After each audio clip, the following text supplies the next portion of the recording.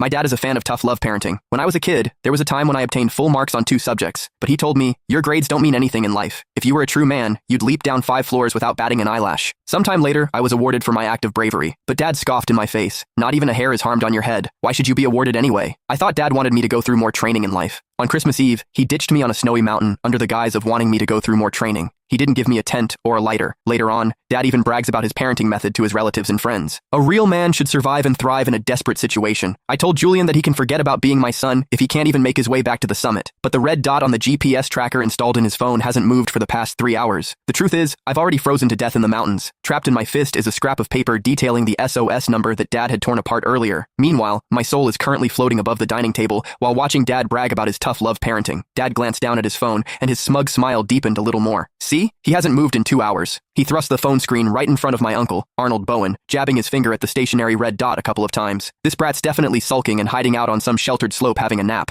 I know him too well. The moment he runs into any difficulty, he wants to curl up and hide, just like his mother. I told him that if he doesn't make it to the summit by midnight tonight, I'm cutting off his living expenses for the next semester. I floated above the dining table, bitterness flooding through me. The blizzard hit out of nowhere, and I lost all sense of direction. As hypothermia took hold, I started hallucinating. I even tore off that flimsy windbreaker Dad had grudgingly given me. Right before I died, I still fantasized that Dad might come to save me. Uncle Arnold's wife, Ethel Gallagher, shrank her neck and glanced at the howling snowstorm outside the window. Trevor, this snow looks serious. The news has already issued a yellow alert. Has Julian dressed warmly enough? Dad swallowed a piece of steak, then raised his glass and took a satisfied sip. I gave him a windbreaker, and he's got thermal underwear underneath. That's more than enough. A man's gotta be able to handle the cold. Back in my days in the military, I used to run 3 miles shirtless in minus 22-degree weather. Now that's what I call tough. I sneered from midair. His so-called shirtless 3-mile run was nothing but a drunken tall tale he bragged about to his army buddies. He'd turned his own drunken fantasies into truth, and then mercilessly imposed them on me. But Dad, I was already stone cold dead. I floated right in front of Dad. I wanted to tell him that I had tried my hardest, that I had wanted to keep climbing, but my lungs felt like they were exploding, each breath like swallowing knives. My legs had gone numb long ago, all because of the single-layer hiking boots he forced me to wear to toughen up my will. I screamed right in his face, "Dad, I'm cold! So cold!" After muttering something under his breath, he picked up his phone and held down the voice message button. "Julian, quit playing dead. I see your location hasn't moved. Are you staging a sit-in protest against me? Well, let me tell you, it won't work. If you're not at the summit by midnight tonight, don't even think about going back to that crappy college of yours. You can go work on a construction site instead." His finger lifted, and the message was sent. I stared at that familiar chat window. The last message was still the one I'd sent him 3 hours ago. "Dad, I can't breathe. Is the medicine in your bag? I think I forgot to bring it." His reply was, "Medicine? I already threw it away.